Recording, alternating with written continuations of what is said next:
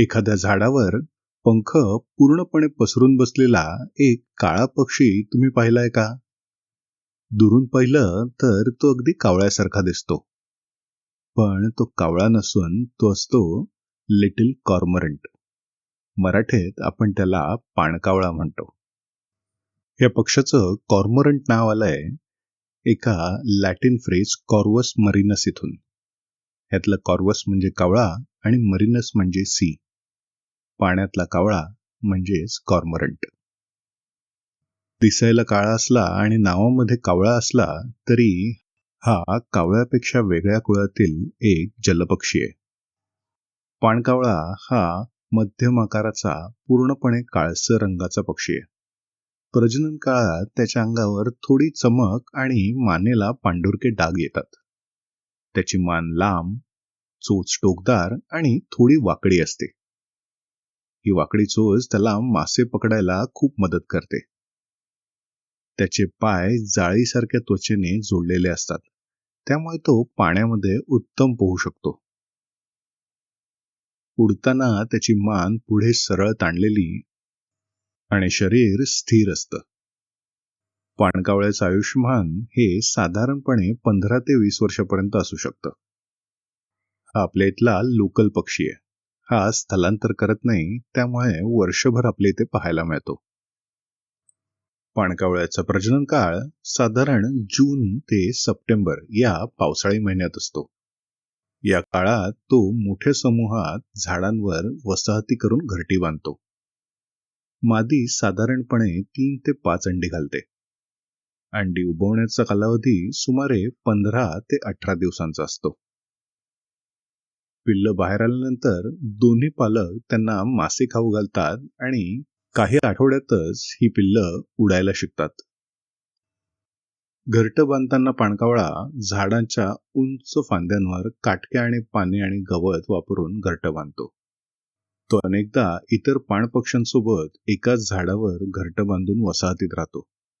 त्यामुळे पाण्याबाजूच्या मोठ्या झाडांवरती मोठ्या प्रमाणात घरटी दिसतात. या वसाहती तलाव, नद्या किंवा जलाशयांच्या जवळ असतात.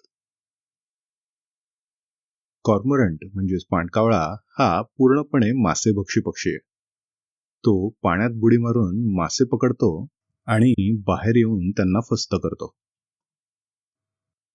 पाणकावळा पाण्याच्या खाली काही सेकंद ते अगदी एका मिनिटापर्यंत राहू शकतो. त्याची पोहण्याची शैली अतिशय वेगवान आणि अचूक असते.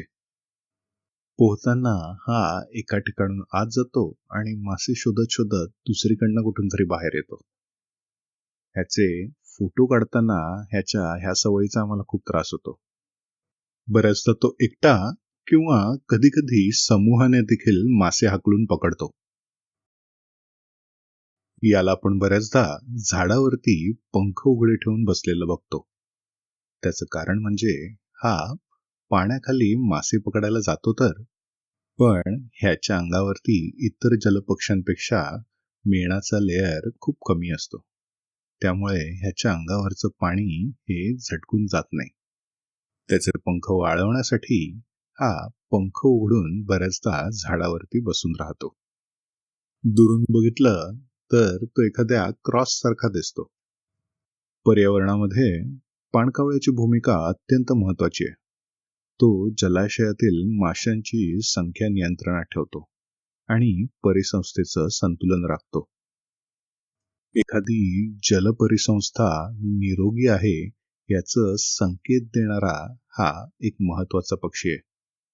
जर एखाद्या तलावात पाणकावळे दिसत असतील तर तो जलस्रोत जैविकदृष्ट्या सक्रिय असल्याचं चिन्ह मानलं जातं. पाणकावळ्याचा आवाज काही फारसा गोड नसतो. तो सहसा घरट्याजवळ किंवा वसाहतीत असताना अगदी खरखरीत घोगरा आवाज काढतो. उडताना तो शांत असतो, पण समूहात असताना त्याचा आवाज नक्की ऐकायला येतो. या पक्षाबद्दल एक विशेष गोष्ट ती म्हणजे हा मानवी उपस्थितीशी बराचसा जुळवून घेतो. शहरातील तलाव, शेतीजवळील पाणवठे आणि अगदी मत्स्यपालन तलावातही तो सहज दिसतो. पाणकावळा हा आपल्या जलपरिसंस्थेचा शांत पण अत्यंत महत्वाचा भाग आहे. पाण्यात विजेच्या वेगाने पोहून शिकार करणं आणि नंतर झाडावर पंख पसरून उन्हात बसणं हे दृश्य निसर्गप्रेमींसाठी नेहमीच आकर्षक ठरतं. तलाव, नदी किंवा पाणवठ्याजवळ तुम्हाला जर असा पंख पसरलेला काळा पक्षी दिसला तर लक्षात ठेवा, तो कावळा नाही, तो आहे पाणकावळा. आय होप पाणकावळ्याची थोडी माहिती देणारा हा व्हिडिओ तुम्हाला आवडला असेल. जर आवडला असेल तर आपल्या फ्रेंड्स बरोबर नक्की शेअर करा.